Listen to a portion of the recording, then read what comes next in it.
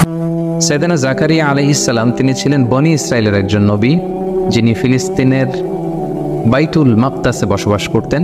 তিনি ইয়াহিয়া আলাইহিস সালামের পিতা ছিলেন এবং মারিয়াম আলাইহিস সালামের খালু ছিলেন, এবং পেশাগত দিক থেকে তিনি ছিলেন কাঠমিস্ত্রি। আল্লাহ রাসূল সাল্লাল্লাহু আলাইহি ওয়াসাল্লাম সুনানে ইবনে মাজার একটা বর্ণনায় তিনি বলেন যে কানা জাকারিয়া নাজ্জারান, অর্থাৎ আল্লাহর নবী সাইয়েদানা জাকারিয়া আলাইহিস সালাম তিনি ছিলেন পেশায় নাজ্জার, অর্থাৎ দাওয়াতি কাজের পাশাপাশি নবুয়তের পাশাপাশি তিনি কাঠের কাজ করতেন বা কাঠ মিস্ত্রির কাজ করতেন। সাইয়েদানা জাকারিয়া আলাইহিস সালাম তিনি সাইয়্যিদাতুনা মারিয়াম আলাইহিস সালামের তত্ত্বাবধায়ক ছিলেন, অর্থাৎ তাকে তিনি লালন পালন করতেন। এই ঘটনাটা ঘটেছিল এভাবে, মারিয়াম আলাইহিস সালামের পিতার নাম ছিল ইমরান, যিনি বনি ইসরায়েলের অনেক বড় একজন ইমাম ছিলেন বা পাদ্রী ছিলেন, আর তার স্ত্রী এর নাম ছিল হান্না বিনতে ফাখুস, আর তাদের পরিবারে এসেছে মহিয়সী নারী মারিয়াম আলাইহিস সালাম। হান্না বিনতে ফাখুস যখন গর্ভবতী তখন তিনি মানত করেছিলেন যে হে আল্লাহ, আমার গর্ভে যে সন্তান জন্মাবে আমি তাকে বাইতুল মাকদাসের জন্য ডেডিকেট করব। কিন্তু তিনি যখন বেবি ডেলিভারি করলেন তখন তিনি দেখতে পেলেন যে তিনি কন্যা সন্তান জন্ম দিয়েছেন। এই ঘটনাটি আল্লাহ তাআলা সূরাত আলী ইমরানে খুব চমৎকারভাবে বলেছেন যে ইদ ক্বালাত ইমরাতু ইমরান রাব্বি ইন্নী নাযারতু লাকা মা ফি বাতনি মুহাররারান ফাতাকাব্বাল মিন্নি, অর্থাৎ হান্না বলেছিল হে আল্লাহ, আমার পেটে তুমি যে সন্তান দিয়েছো এটাকে আমি বাইতুল মুকাদ্দাসের জন্য মুক্ত করে দিয়ে দিলাম, সে বাইতুল মুকাদ্দাসের খাদেম হবে। ইন্নাকা আনতাস সামিউল আলিম, আল্লাহ তুমি সব শোনো, তুমি সব জানো। ফালাম্মা ওয়াদাআতহা, যখন তিনি ডেলিভারি করলেন বেবিটা, ক্বালাত রাব্বি ইন্নী ওয়াদাআতুহা উনসা, তিনি বললেন হে আল্লাহ, আমি তো কন্যা সন্তান প্রসব করেছি, কন্যা সন্তান দিয়ে আমি কিভাবে তাকে বাইতুল মুকাদ্দাসের খাদেম বানাবো। আল্লাহ তাআলা তখন বললেন যে ওয়াল্লাহু আ'লামু বিমা ওয়াদাআত, যে সে কি ডেলিভারি করেছে এটা আল্লাহ তাআলা খুব ভালো করেই জানে। ওয়ালাইসা যাকারু কাল উনসা, অর্থাৎ হে হান্না তুমি বিচলিত হয়েও না, তুমি এমন মেয়ে জন্ম দিয়েছো অনেক ছেলেরাও তার মতো হতে পারবে না। ওয়া ইন্নী সাম্মাইতুহা মারিয়াম, আর হান্না বলল আমি এই কন্যা সন্তানের নাম রেখে দিলাম মারিয়াম। ওয়া ইন্নী উঈযুহা বিকা ওয়া যুররিয়াতাহা মিনাশ শাইতানির রাজিম, আমি তাকে এবং তার যে অনাগত ভবিষ্যৎ প্রজন্ম আসবে তাদেরকে আমি শয়তানের দুষ্ট খোঁচা থেকে আল্লাহর কাছে পানাহে রাখলাম। ফাতাকাব্বালাহা রাব্বুহা বিকবুলিন হাসান, আল্লাহ তাআলা মারিয়ামকে কবুল করে নিলেন। ওয়া আম্বাতাহা নাবাতান হাসানা, আর মারিয়ামের মা মারিয়ামকে লালন পালন করতে লাগলো। ওয়া কাফফালাহা জাকারিয়া, আর মারিয়ামকে দেখভালের দায়িত্ব নিল জাকারিয়া। তাহলে সূরাত আলী ইমরানের এই যে কয়েকটি আয়াত আমরা তেলাওয়াত করলাম, তার একেবারে শেষের দিকে আমরা যে তথ্যটি পেলাম সেটা হচ্ছে মারিয়াম আলাইহিস সালামকে দেখভালের বা তত্ত্বাবধানের কিংবা লালন পালনের প্রকৃত দায়িত্বটি পালন করেছেন বেসিকলি তার খালু জাকারিয়া আলাইহিস সালাম। কিভাবে তিনি দায়িত্বটি পেলেন? আমরা জানি যে মারিয়াম আলাইহিস সালামের পিতার নাম ছিল ইমরান, এবং তাদের ফ্যামিলির নামে আল্লাহ তাআলা কোরআনে একটা সূরা ডেডিকেট করেছেন, সূরাত আলে ইমরান নামে।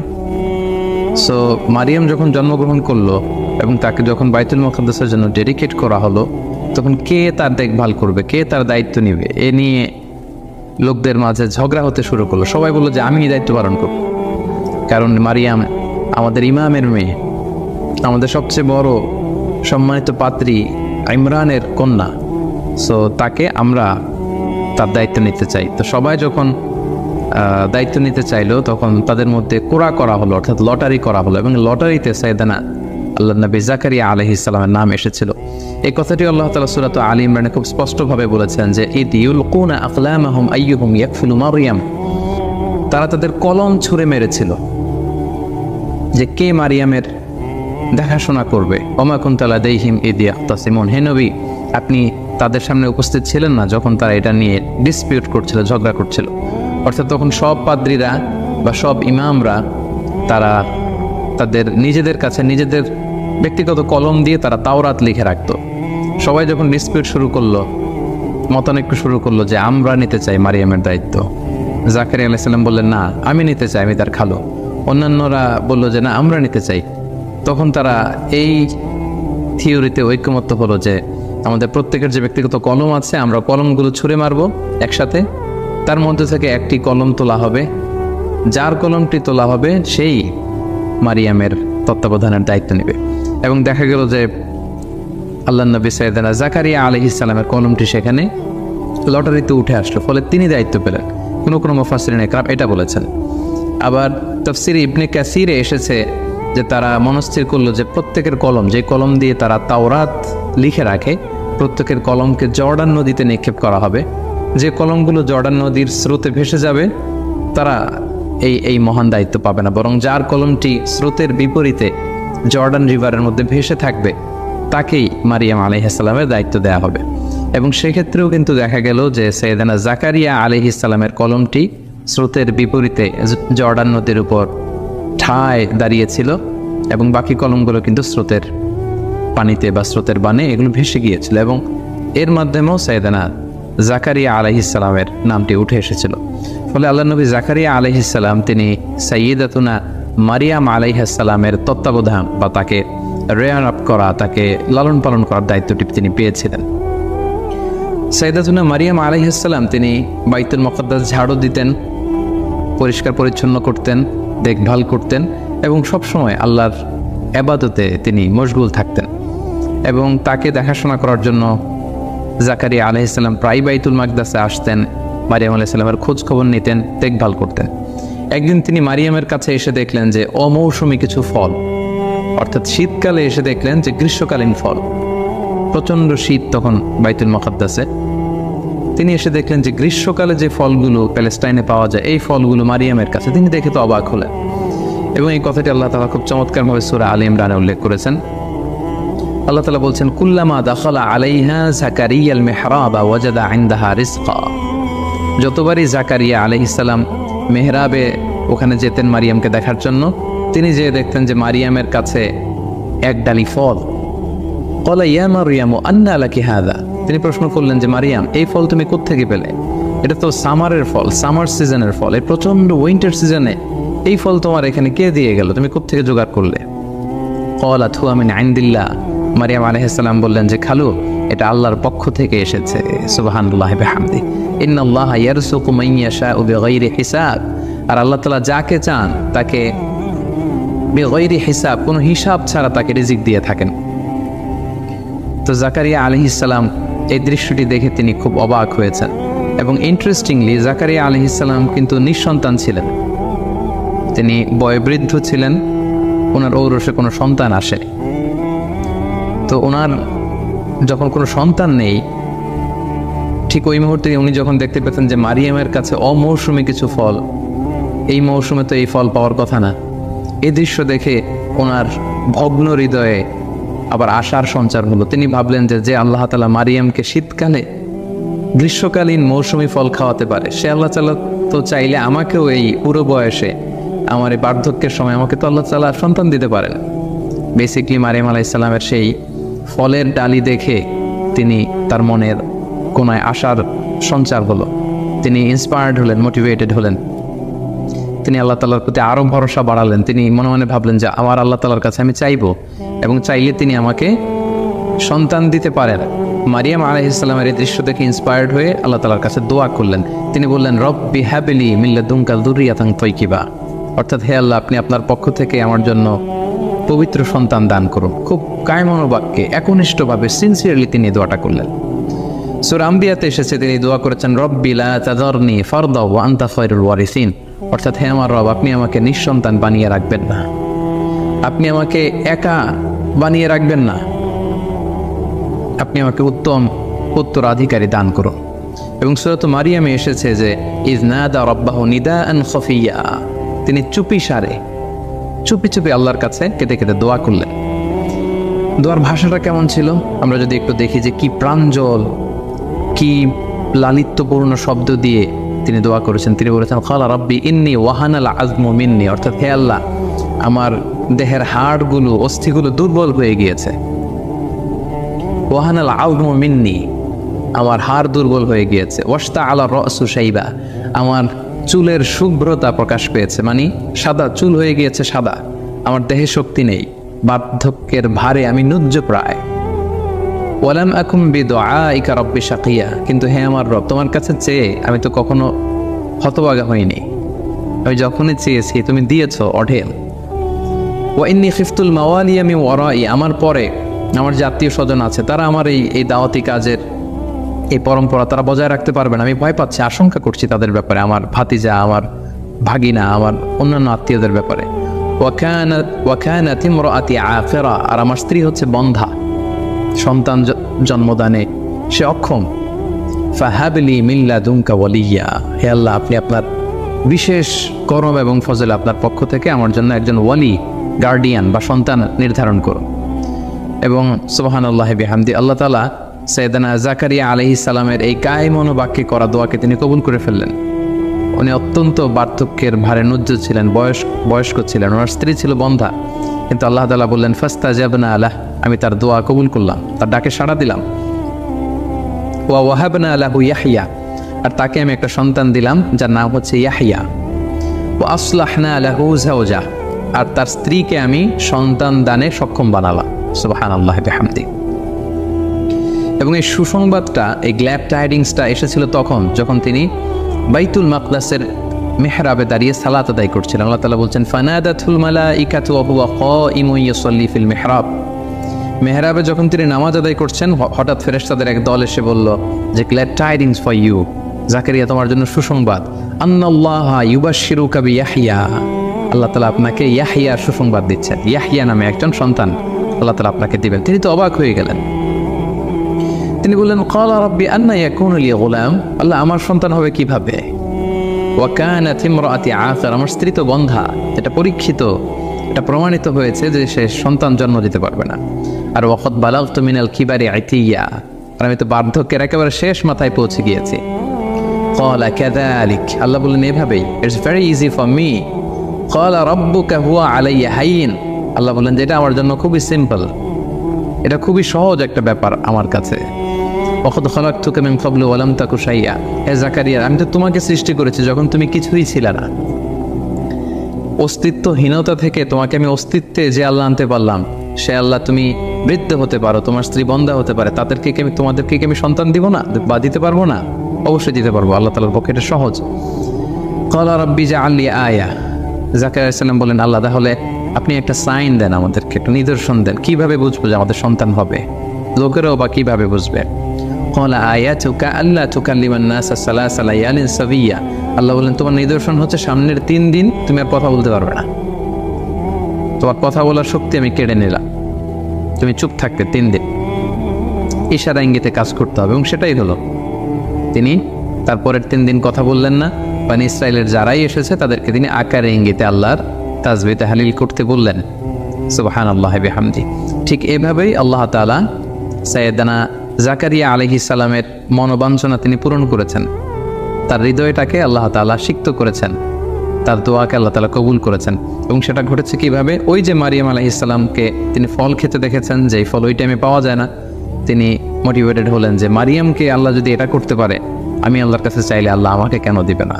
সুবহানাল্লাহি ওয়া বিহামদিহি। আল্লাহ তাআলা তাকে সন্তান দান করলেন, তার নাম হচ্ছে ইয়াহইয়া। এবং ইয়াহইয়া আলাইহিস সালামের ব্যাপারে আমরা পরবর্তী এপিসোডে শুনবো ইনশাআল্লাহ।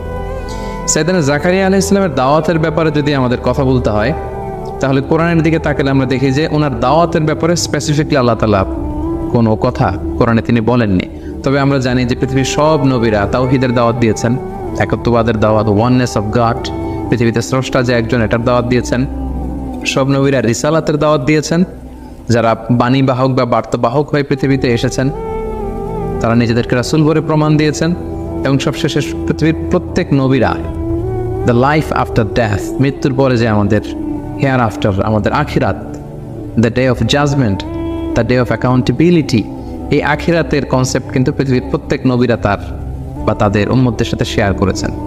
সো এ থেকে আমরা এটা বলতেই পারি যে সাইয়েদনা জাকারিয়া আলাইহিস সালামও এর ব্যত্যয় করেননি, এর বিপরীত করেননি। তিনিও তার উম্মতদেরকে তাওহীদের দাওয়াত দিয়েছেন, রিসালাতের দাওয়াত দিয়েছেন এবং আখিরাতের দাওয়াত দিয়েছেন। এবং আমরা জানি যে বনী ইসরায়েলের লোকদের যে স্বভাব ছিল, তারা নবীদের বিরোধিতা করত এবং তাদের অনেকে তাদের নবীদেরকে হত্যা করেছিল। তো সাইয়েদনা জাকারিয়া আলাইহিস সালামের দাওয়াত কেউ কেউ গ্রহণ করেছিল, কিন্তু বেশিরভাগ লোক তার বিরোধিতা করে শেষ পর্যন্ত সাইয়েদনা জাকারিয়া আলাইহিস সালামকে মিথ্যা প্রতিপন্ন করেছে, তার বিরুদ্ধে ষড়যন্ত্র করেছে এবং তাকে হত্যার ষড়যন্ত্র করে সেটা বাস্তবায়ন করেছে। এবং সাইয়েদনা জাকারিয়া আলাইহিস সালামের মৃত্যু হয়েছে তার কওমের লোকদের হাতে, তার উম্মতের হাতে, অর্থাৎ বনী ইসরাইলের যারা জালেম, যারা অত্যাচারী, তাদের হাতে। কিভাবে সাইয়েদনা জাকারিয়া আলাইহিস সালামের মৃত্যু হলো, এক্ষেত্রে কোরআনে বা হাদিসে কিছু পাওয়া যায় না, তবে জিউস ট্রেডিশন, খ্রিস্টান ট্রেডিশনে কিছু বর্ণনা পাওয়া যায়, যেটি মুফাসসিরগণ তাদের তাফসিরে এনেছেন। একটি বর্ণনা এরকম পাওয়া যায় যে মারিয়াম আলাইহিস সালাম যখন ঈসা আলাইহিস সালামকে জন্ম দিলেন পিতা ছাড়া, ঈসা আলাইহিস সালাম পৃথিবীতে আসলেন, তখন ইহুদিরা ষড়যন্ত্র করলো এবং তারা এই অপবাদ রটাতে শুরু করলো যে মারিয়ামের সাথে তার খালু জাকারিয়া আলাইহিস সালামের অবৈধ সম্পর্ক ছিল। নাউযুবিল্লাহ বলে ইয়াযুবিল্লাহ। তারা প্রতিষ্ঠা করতে চাইলে সমাজে যে তিনি যেহেতু দেখভালের দায়িত্ব নিয়েছেন, তার সাথে এমন সম্পর্ক হয়েছে ফলে মারিয়াম গর্ভবতী হয়েছে, এবং এই ইস্যুটাকে তারা সোসাইটির মধ্যে রেইজ করে তারা সাইয়েদনা জাকারিয়া আলাইহিস সালামকে বন্দী করলেন, তাকে হত্যা করলেন। তার মৃত্যুর ব্যাপারে এই একটা বর্ণনা পাওয়া যায়। আরেকটা বর্ণনা পাওয়া যায় যে সাইয়েদনা জাকারিয়া আলাইহিস সালামের সন্তান ইয়াহইয়া আলাইহিস সালামকেও কিন্তু শিরচ্ছেদ করে হত্যা করা হয়েছে, যেটা আমরা নেক্সট এপিসোডে শুনবো ইনশাআল্লাহ। এবং সেটা করেছিল তৎকালীন বাদশাহ, আরবিতে যাকে বলা হয় হিরোদোস, ইংরেজিতে বলা হয় কিং হেরোড অ্যান্টিপাস। সে ইয়াহইয়া আলাইহিস সালামকে হত্যা করেছিল, এবং তারপরে ইয়াহইয়া আলাইহিস সালামের পিতা জাকারিয়া আলাইহিস সালামকেও তার অনুসারীরা বা সাঙ্গপাঙ্গরা হত্যা করেছিল। দ্বিতীয় বর্ণনা মতে এসেছে যে জাকারিয়া আলাইহিস সালাম যখন শুনলেন যে তার কলিজার টুকরা সন্তান ইয়াহইয়া আলাইহিস সালামকে শিরচ্ছেদ করা হয়েছে, তখন তিনি বাঁচার জন্য লুকালেন বা পালালেন। একটি গাছ তাকে বলল যে আপনি আমার ভেতরে আশ্রয় নিন। গাছ দুই ভাগ হয়ে গেল, জাকারিয়া আলাইহিস সালাম সেটার ভেতরে প্রবেশ করলেন। শয়তান এসে জাকারিয়া আলাইহিস সালামের জামার কিছু অংশ ধরে রাখলেন। পরবর্তীতে লোকজন তাকে খুঁজতে খুঁজতে যখন আসলো, তারা দেখলো যে একটা জামা দেখা যায় একটা গাছের ভেতর থেকে, এবং শয়তান মানুষের আকৃতিতে এসে বলল যে এর ভেতরেই জাকারিয়া আছে। এবং বনী ইসরাইলের এই পাষণ্ডরা, এই জালেমরা করাত দিয়ে আল্লাহর এই পয়গম্বর সাইয়েদনা জাকারিয়া আলাইহিস সালামকে হত্যা করে। তো এই বর্ণনাগুলো জিউস এবং খ্রিস্টান ট্রেডিশনে এসেছে। কোরআন এবং সুন্নাতে এই ব্যাপারে আসলে কিছু বলা হয়নি, কিন্তু কোরআনে বলা হয়েছে যে বনী ইসরাইলের একটা স্বভাব ছিল, তারা ইয়াকতুলুন আল আম্বিয়া বিগাইরি হক, তারা তাদের নবীদেরকে অন্যায়ভাবে হত্যা করেছে। সো আমরা এই ঐতিহাসিক বর্ণনা থেকে এই ঘটনাটাকে সত্যি হিসেবে ধরেই নিতে পারি যে হয়তো সাইয়েদনা জাকারিয়া আলাইহিস সালামের দুটি পদ্ধতির কোনো একটি পদ্ধতিতে তাকে নিহত করা হয়েছে বা হত্যা করা হয়েছে। সম্মানিত শুধু এ পর্যায়ে আমরা বরাবরের মতো সাইয়েদনা জাকারিয়া আলাইহিস সালামের জীবন থেকে আমরা কি শিক্ষা পাই, কিছু লাইফ লেসেন্স আমরা বের করবার চেষ্টা করব। প্রথম যে শিক্ষাটা আমরা পাই সেটা হচ্ছে দি পাওয়ার অফ দোয়া। দোয়ার যে ক্ষমতা বা পাওয়ার, সেটা তো আমরা এই ঘটনা থেকে দেখলাম যে কিভাবে বার্ধক্যের একেবারে শেষ সীমানায় যিনি পৌঁছে গিয়েছেন, যার নিজের ভাষ্যমতে তার শরীরে কোনো জোর নেই, শক্তি নেই, যার চুল হয়ে গিয়েছে শুভ্র সাদা, যার স্ত্রী হচ্ছে বন্ধা, যিনি সন্তান জন্মদানে অক্ষম, এমন একজন বয়োবৃদ্ধ কাপলকেও কিন্তু আল্লাহ তাআলা সন্তান দিয়েছিলেন, এবং সেটা ছিল একনিষ্ঠ দোয়ার ফসল। আমি আমার বিভিন্ন আলোচনাতে প্রায়ই বলি যে দোয়া ইজ লাইক এ মিসাইল। আমরা মিসাইল হামলা করলে মিসাইল যেমনি লক্ষ্যবস্তু যে ভেদ করে, দোয়ার মতো দোয়া করলেও কিন্তু আপনার দোয়া আল্লাহর আরশে যেয়ে পৌঁছে যাবে। এজন্য আমরা যেন দোয়া করার সময় আমাদের হৃদয় নিংড়ানো মনের সবটুকুন আবেগ, উচ্ছ্বাস, ভালোবাসাকে উজাড় করে যেন আমরা দোয়া করি। যেমনটা আমরা দেখেছি তিনি দোয়া করেছেন যে রব্বি হাবলি যুররিয়াতান তাইয়্যিবা, রব্বি লা তাযারনি ফারদা ওয়া আনতা খায়রুল ওয়ারিসিন। হে আল্লাহ, আপনি আমাকে নেককার সন্তান দেন। হে আল্লাহ, আপনি আমাকে একা বানিয়ে রাখবেন না। হে আল্লাহ, আপনি আমাকে নিঃসন্তান বানাবেন না। তার একনিষ্ঠ দোয়ার কারণে কিন্তু আল্লাহ তাআলা এই বার্ধক্যে তাদেরকে সন্তান দান করেছেন। সো আমরা যেন বেশি বেশি আল্লাহ তাআলার কাছে দোয়া করি, এটা হচ্ছে আমাদের প্রথম শিক্ষা। 2 নম্বর যে শিক্ষাটা আমরা পেলাম সেটা হচ্ছে আল্লাহ তাআলার কাছে যখন আমরা দোয়া করব, তখন আমরা আমাদের নিজেদেরকে যত ছোট করে, যত খাটো করে, যত তুচ্ছ করে আল্লাহ তাআলার কাছে পেশ করতে পারি, তত ভালো। ঠিক ততই দোয়া কবুল হওয়ার পসিবিলিটি আরও হাই হবে, আরও বেশি হবে। নিজের সকল দুর্বলতাকে আল্লাহর সামনে প্রকাশ করা, নিজেকে ছোট করা। আমরা যদি দেখি যে সাইয়েদনা জাকারিয়া আলাইহিস সালাম এটাই বলেছেন যে আল্লাহ, আমার হাড়ের ভেতরে অস্থি নেই, মজ্জা নেই, আমার চুল হয়ে গিয়েছে সাদা, আমার স্ত্রী হয়েছে বন্ধা। আল্লাহ, আমাদের তো কোনো ক্ষমতা নেই, আমাদের সন্তান হওয়ার কোনো পসিবিলিটিই নেই স্বাভাবিক পদ্ধতিতে। কেবলমাত্র তুমি যদি বিশেষ রহমতে, বিশেষ কর্ম এবং ফজলে আমাদেরকে সন্তান দাও, তবেই আমরা সন্তান পেতে পারি। তার মানে নিজেকে দোয়াতে ছোট করতে হয়, এবং হাদিসে এসেছে যে দোয়াতে কাঁপতে হয়, নিজেকে ছোট করতে হয়, এবং অনুতপ্ত বান্দার চোখের পানির ফোঁটা আল্লাহর কাছে খুব প্রিয়। আমরা যদি রাসূলুল্লাহ সাল্লাল্লাহু আলাইহি সাল্লামের জীবনের দিকে তাকাই, সেক্ষেত্রেও দেখব তিনি দোয়াতে নিজেকে ছোট করতেন। তিনি বলতেন, আল্লাহুম্মা ইন্নী আবদুক, হে আল্লাহ আমি আপনার গোলাম।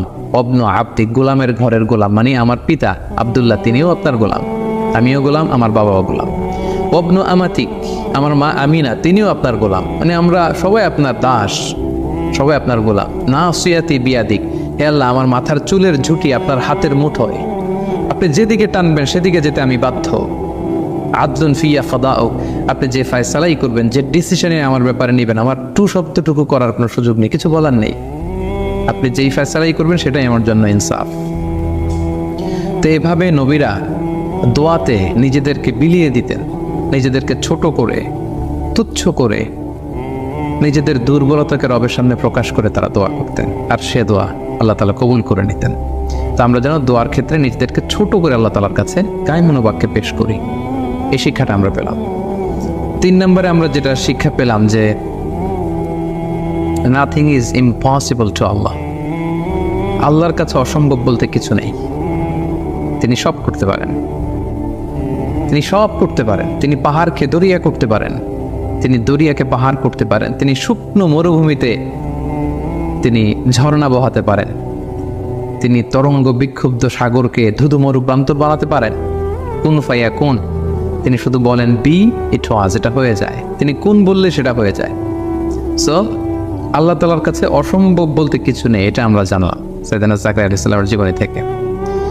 4 নম্বরে আমরা যেটা শিখলাম বা জানলাম সেটা হচ্ছে আশা হারানো যাবে না, নেভার লুজ হোপ, আশাহত হবেন না।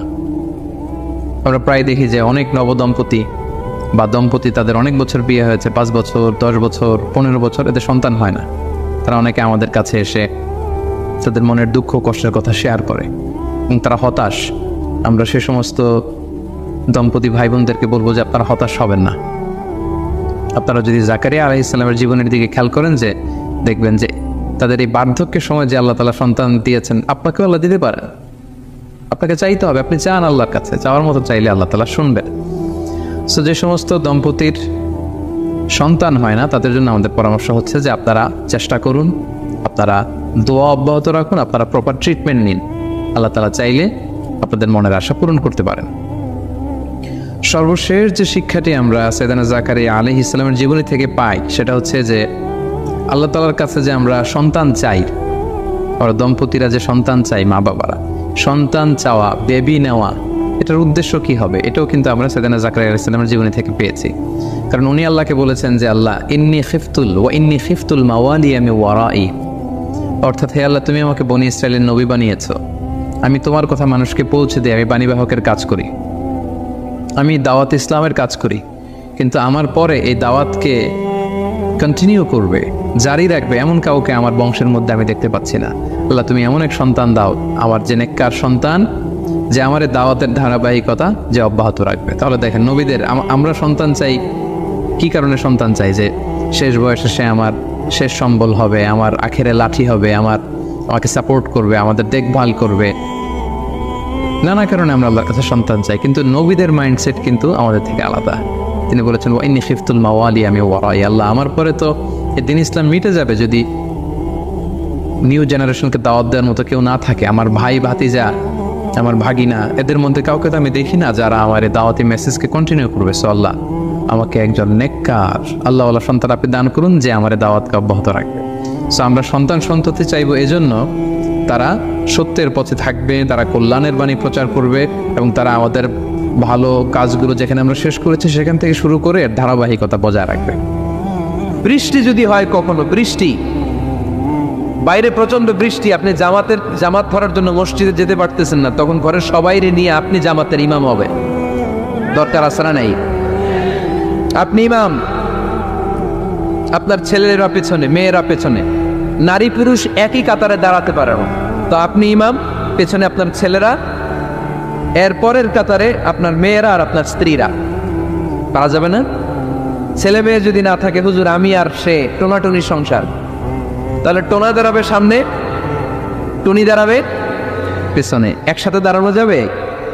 আমি আর আজকে সভাপতি লিয়াকত ভাই দুজনে মিলে যদি জামাত করি একসাথে দাঁড়ানো যাবে? আমি এদিকে, লিয়াকত ভাই আমার টানে, ঠিক কিনা? তো টোনা টুনি যদি দাঁড়ায়, টোনা দাঁড়াবে সামনে, টুনি দাঁড়াবে বরাবর পিছনে, মাসালা বুঝতে পেরেছেন? The family that prays together stays together. যে ফ্যামিলি একসাথে নামাজ পড়ে ওই ফ্যামিলি টিকে থাকে বহুদিন, ঠিক কিনা?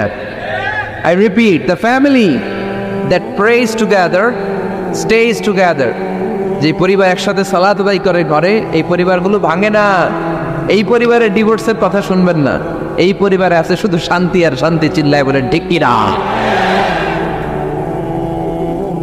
তাহলে 3 নম্বর ফর্মুলা সুজানগরবাসীদের জন্য যেটা আমি শোনালাম, ঘরে জামাতে সালাত পড়বেন। বৃষ্টি, জামাতে যেতে পারতেছেন না, সবাই নিয়ে আপনি ইমামতি করেন। অথবা তাহাজ্জুদের সময় বাচ্চাদের ডিসেম্বর মাসে প্রায় অফ থাকে না? কথা কয় না? ডিসেম্বর মাসে ছুটি আছে না নাই? আছে। ছুটির সময়গুলোতে তাহাজ্জুদের প্রোগ্রাম করেন বাসায়। আপনি ইমাম, আপনার ছেলে মেয়ে আর স্ত্রী, আপনার মুক্তাদি একসাথে ঘরে সালাত পড়লে ঘরটারে বরকতময় করে দেয় কে? কয়টা গেল? কয়টা? ভালো লাগতেছে না? নাকি আবার স্লোগান লাগবে? স্লোগান লাগলে আমারে বলবেন, স্লোগান দেওয়াই দিব। আওয়াজ করে বলতে হবে কয়টা গেল? 3টা। 4 নাম্বার, ঘরে সুখ শান্তি সমৃদ্ধি ফিরিয়ে আনার 4 নাম্বার ফর্মুলা হচ্ছে একসাথে খাবার খান। কিভাবে খাবার খাবেন? একসাথে বসে খাবার খান। যদি একান্নবর্তী ফ্যামিলি হয়, ভাই বোন আত্মীয় স্বজন একসাথে, নারী পুরুষ দেখা দেয়া জায়েজ দেয়, তখন ছেলেরা একসাথে খান।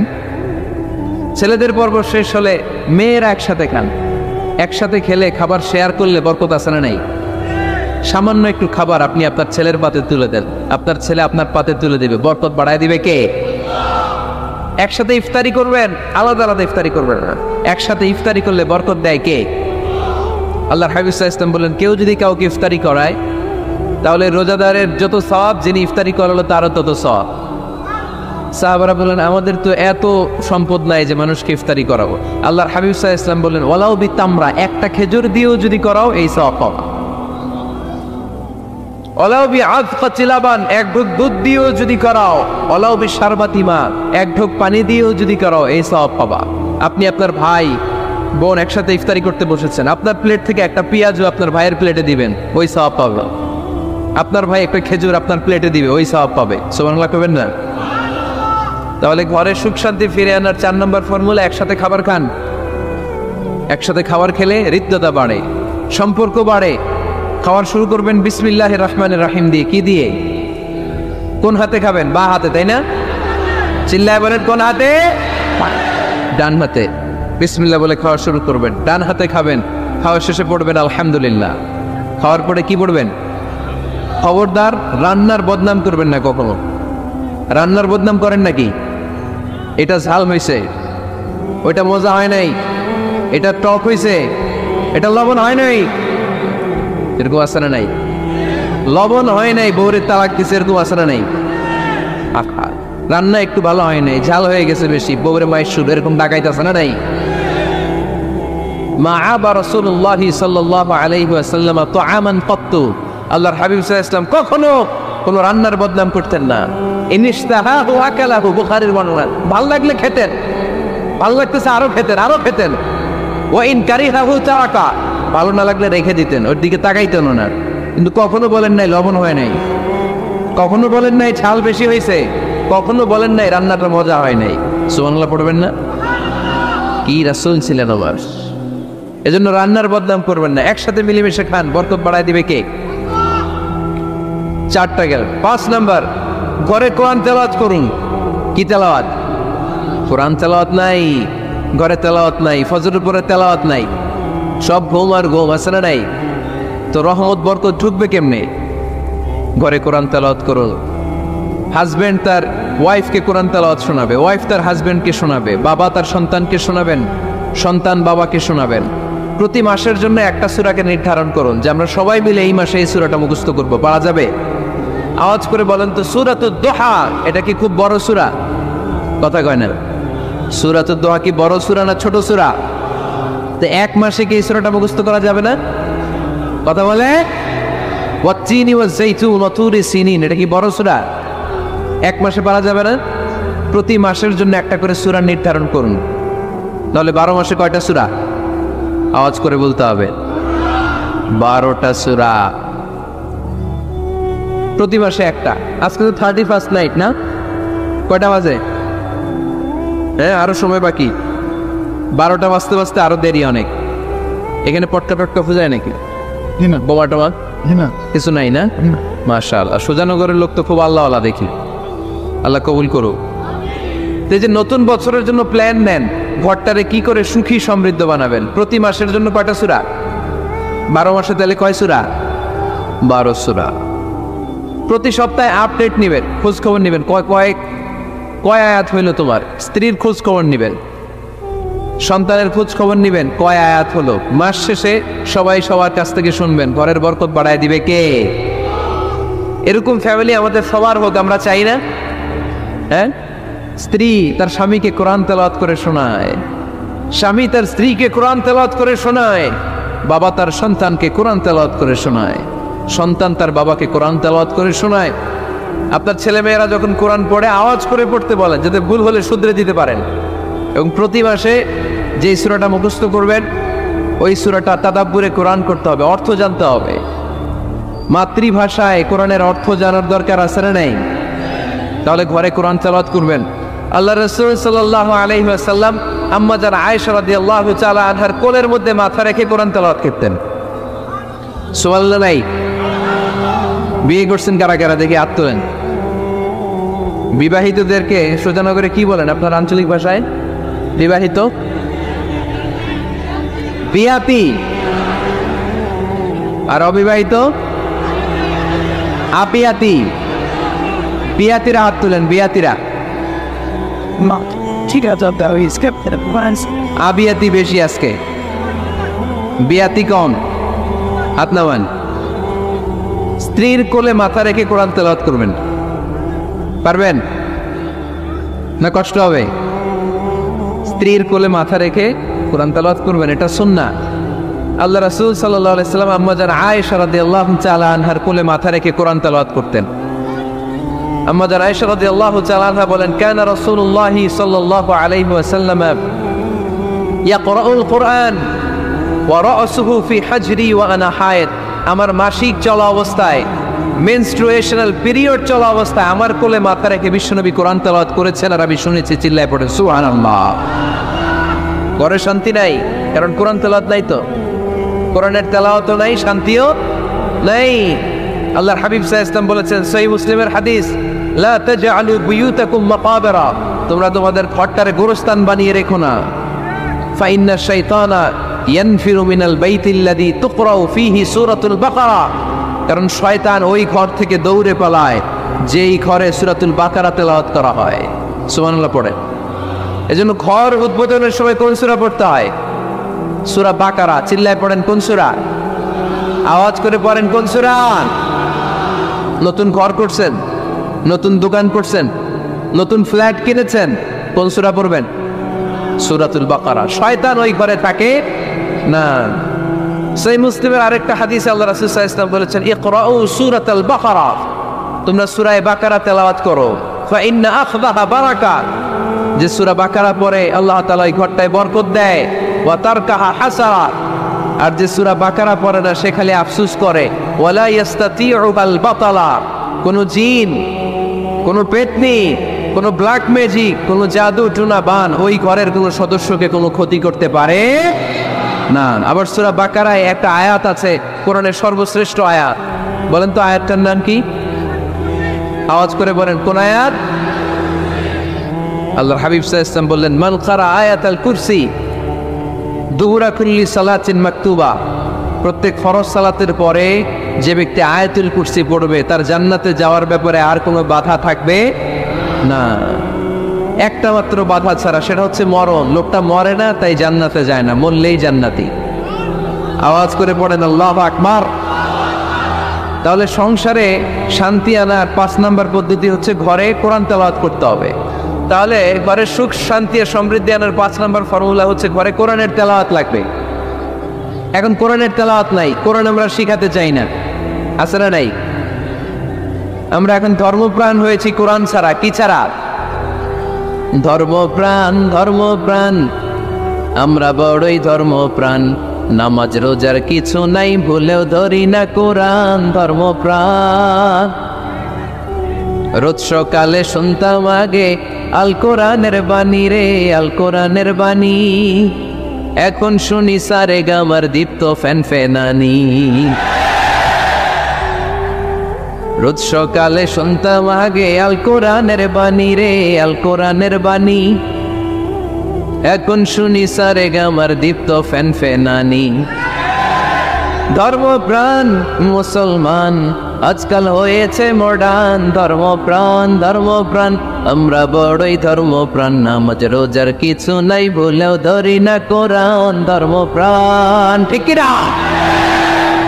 প্রতিদিন কোরআন শিখায় যে তার পকেট যায় ফাঁকা রে, তার পকেট যায় ফাঁকা। সপ্তাহে 2 দিন গান শিখায় যে নেয় তো 1000 টাকা। ধর্মপ্রাণ মুসলমান আজকাল হয়েছে মডার্ন, ধর্মপ্রাণ ধর্মপ্রাণ আমরা বড়ই ধর্মপ্রাণ। নামাজ রোজার কিছু নাই, ভুলেও ধরি না কোরআন ধর্মপ্রাণ। এরকম ধর্মপ্রাণ আমরা কেউ হতে চাই? প্রতিদিন ফজরের পরে আমার ঘর থেকে কোরআন তেলাওয়াত হোক, আমরা চাই কি চাই না? ঘরে সুখ সমৃদ্ধি আর শান্তি আসার মাধ্যম হচ্ছে কোরআন তেলাওয়াত করা। ঘরে কোরআন তেলাওয়াত বাড়ায় দেন, ঘরের শান্তি বাড়ায় দিবে কে? কয়টা গেল? হ্যাঁ 5টা না, শুনতেছে তোমার সাহেব। 6 নম্বর হচ্ছে মাঝে মাঝে বেড়াতে যাবেন, ভাবিরি নিয়ে বেড়াতে যাবেন। পারা যাবে? জি হয়। এই যে আপনাদের এখানে জাফলং আছে না, জাফলং আর কি আছে সিলেটে? মাধবকুণ্ড আর আখালাকি, সবচেয়ে বড় হাওন বাংলাদেশে। আমি গিয়েছিলাম একবার। এই হাকালকিতে যে 2 জন হারায় যাবে, 2 জন 2 দিকে। পারা যাবে? যাবেন। আল্লাহ রাসূল সাল্লাল্লাহু আলাইহি ওয়াসাল্লাম যেতেন, স্ত্রীদেরকে নিয়ে মরুভূমিতে বেড়াতে যেতেন, আউটিং এ যান, মাঝে মাঝে ফ্যামিলি ট্যুরে যান। তুলসিরু ফিল আরদ সুম্মা আনজুরু কাইফা কানা আকিবাতুল মুকাদ্দিবিন। জমিনে ঘুরে বেড়াও আর দেখো মিথ্যাবাদীরা পৃথিবীতে কি করেছে আর তাদের সাথে আমি কি আচরণ করেছি। ঠিক কিনা? সুযোগ হলে মিশরে যান, ফেরাউনের লাশ দেখে আসেন।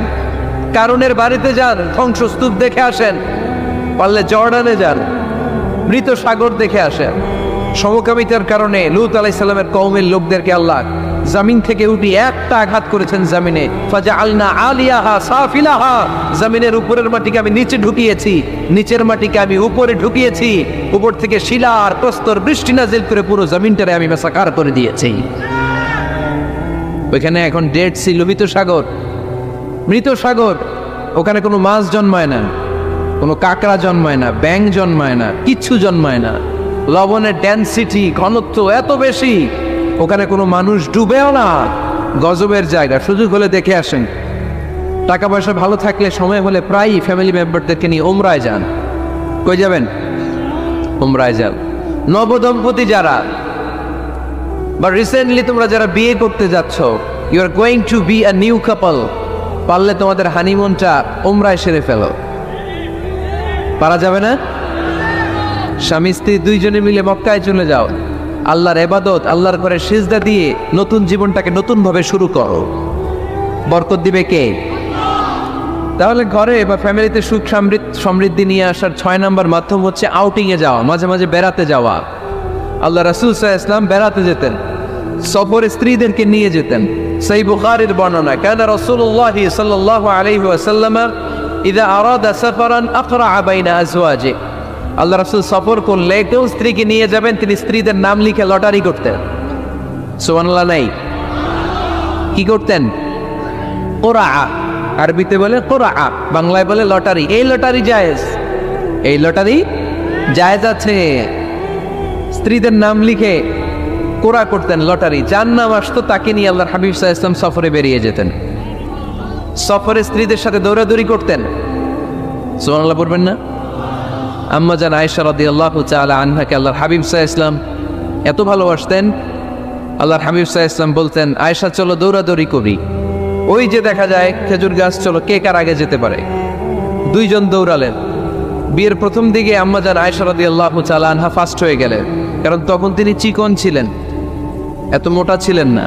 আবার অনেক বছর পরে আরেক সফরে যখন আম্মাজান আয়েশা সফরে লটারিতে নাম আসলো, ওই সফরে আবার আল্লাহর হাবিব সাল্লাল্লাহু আলাইহি ওয়াসাল্লাম বললেন, আয়েশা চলো আজকেও দৌড়াদৌড়ি করি। দুইজন দৌড় দিলেন। এবার আম্মাজান আয়েশা রাদিয়াল্লাহু তাআলা আনহা জিততে পারলেন না, যেহেতু মোটা হয়ে গেছেন। আল্লাহ রাসূল সাল্লাল্লাহু আলাইহি ওয়াসাল্লাম দৌড়ে গাছ ধরে ফার্স্ট হয়ে গেলেন। সুবহানাল্লাহ পড়েন। আম্মাজান আয়েশা এবার রাগ করে বসে আছেন। আল্লাহর হাবিব সাল্লাল্লাহু আলাইহি ওয়াসাল্লাম বললেন, হাদিহি সাফকাতু বিতিল, ওই যে কয়েক বছর আগে আয়েশা একদিন রাতে তুমি আমারে হারাই দিছিলা, আজকে তোমারে হারাইয়া ওটার প্রতিশোধ তুলে নিলাম। সুবহানাল্লাহ পড়তে পারলেন না? কি ভালোবাসাবাসী ছিল, কি খুনসুটি ছিল, কি আদর্শ আগের সমৃদ্ধ সুখী শান্তির একটা সংসার ছিল বিশ্বনবী সাল্লাল্লাহু আলাইহি ওয়াসাল্লামের। তিনি স্ত্রীদের সাথে খোশ গল্প করতেন, বিনোদন করতেন, হাসি ঠাট্টা করতেন, তবে এই বিনোদন ছিল সুস্থ বিনোদন, এই রসিকতা ছিল সুস্থ রসিকতা, ঠিক কিনা?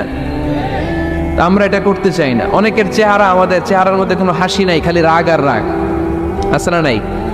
অনেকে দেখবেন 5 বছর একবারও হাসে নাই।